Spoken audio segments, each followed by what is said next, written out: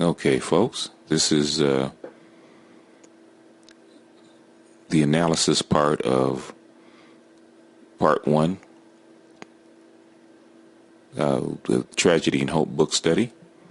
I hope that you've read you've heard the intro and you've listened to and viewed the first part. We're going to try to stay within YouTube's limit of 15 minutes. I hope that works for everybody. We can kind of go over the sections and then do the analysis right after, keeping within 15-minute patterns. I hope that helps everybody digest this complex book. There's certain keys that we're going to go over. Quigley's very logical. Quigley's very scientific. He has set down certain what we call laws or patterns of existence in the civilization cycle. So here we go. Okay, he right here he's defining what civilization is.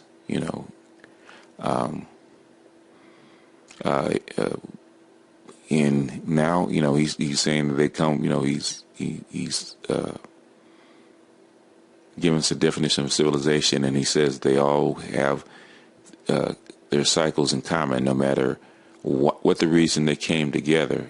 As human beings, we have similar experiences, and they experience a similar cycle, just like any other human organism or human organism. And like I said, is the mixture where each civilization is born for whatever reason they're born, and after a slow start, when they come together, it expands just like any other organism. When it gestates, and then it starts to expand and gather material so that it can grow, and both internally and at the expense of its neighbors. In other words, it starts to conquer or absorb its neighbors and other people. And then there's a crisis, because these groups are coming together and it's absorbing all this material. If it passes this stage and it reorganizes it, and it comes out different. In other words, it establishes itself. Its vigor and morale have weakened and become stabilized, and it's stagnant, and in other words, settled and consistent.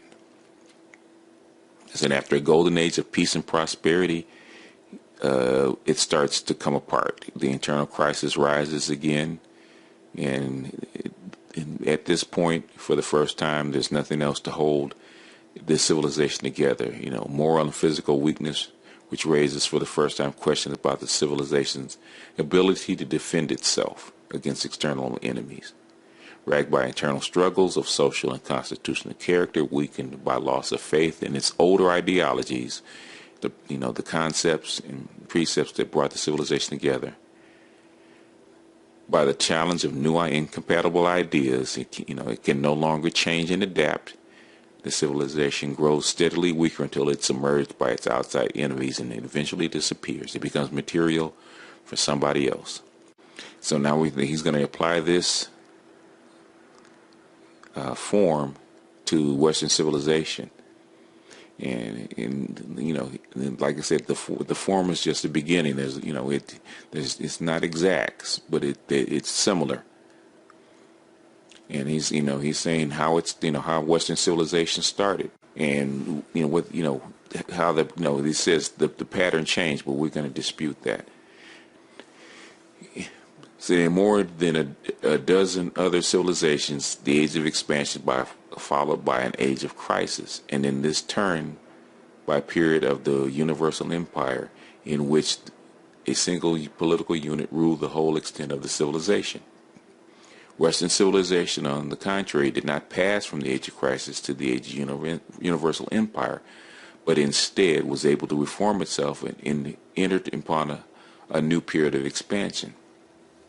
Moreover, Western civilization did not do this once but several times. It was its ability to reform or reorganize itself again and again, which made Western civilization the dominant factor in the world at the beginning of the 20th century. I think his history is not exact, and I think this time period, what amount of time? I think you can probably see hints that this has happened in other civilizations like Rome, in other civilizations. It's just not to this extent because, there's probably different, Western civilization is placed in a different period, which I think greater landmass, but we're going to get into that. Okay, the age of expansion is generally marked by four kinds of expansion. We can review this: of population, of geographic area, of production, and knowledge. The expansion of knowledge give rise to the expansion of population, and the three of these together give rise to the expansion of geographic extent. Okay, all these three things, the three or four things give the energy and the material to go out and basically gather more material from its neighbors or its rivals. Okay, we're going to go into the thing about the core, and about the core, a semi-peripheral area and a peripheral area. Okay, we're going to get into that because this is very important. It tells you, it gives you a hint of the cycle of the civilization, and it gives you a hint of where you are in a civilization, and what the next step is. So, this definition is going to be very important in this book. Okay, now he's giving you examples of civilizations in the past and about their core areas and their semi-peripheral areas. He gives about 6 or 7 different examples of what he's talking about.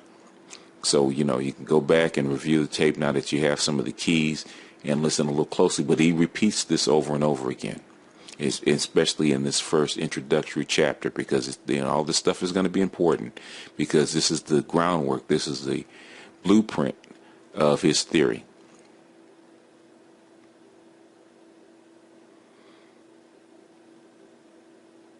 Okay. He says, in consequence, by the latter part of the age of expansion, the peripheral areas of a civilization tend to become wealthier and more powerful than the core. Another way of saying this is Another way of saying this is that the core passes from the age of expansion to the age of conflict before the periphery does, which is true. Eventually, most civilizations' rate of expansion begins to decline everywhere. In other words, because we don't first in, four out, because the core is where it started. It's ahead of the periphery. And he's going to give you details of why that is, because there's a varied reason of why the periphery, it continues to expand even while the core is becoming stagnant. And said, in this decline, the rate of expansion of civilization which marks its passage from the age of expansion to the age of conflict. This latter is the most complex. The age of conflict is the most complex. When do you get into it? When do you get out of it? Is it cyclical? When does it stop? And that is it's the hardest thing to determine, because the age of conflict is the last step before you hit the golden age or the pinnacle. It is this period of declining rate of expansion. It is a period of growing tensions, class conflicts. It is a period of increasingly frequent and increasingly violent imperialist wars.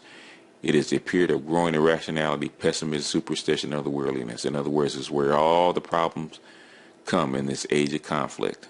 All these phenomena appear in the core area of the civilization, before they appear in the peripheral portions of the society. It's another key. It's one key to look for.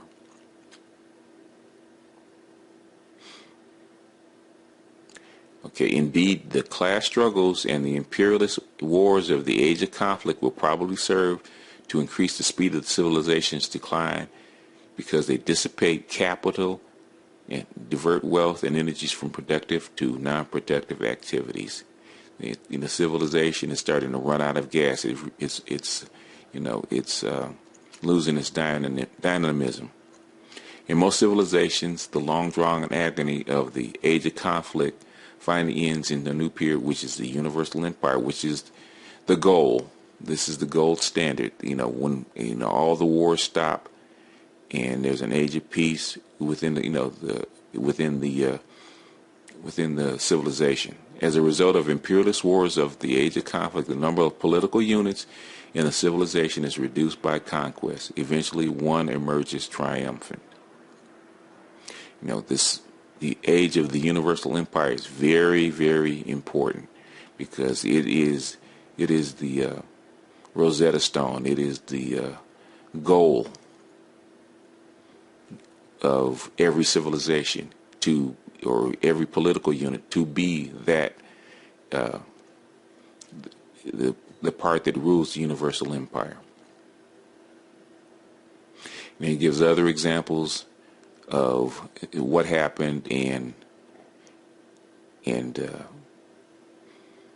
it goes through the steps, and like I said, it gives his information about why he thinks his theory is valid. And this is the point where we're going to end part 1. Like I said, we're going to try to stay within YouTube's limit. We're going to hopefully cut this up in chunks. So, if this works for you, leave me feedback.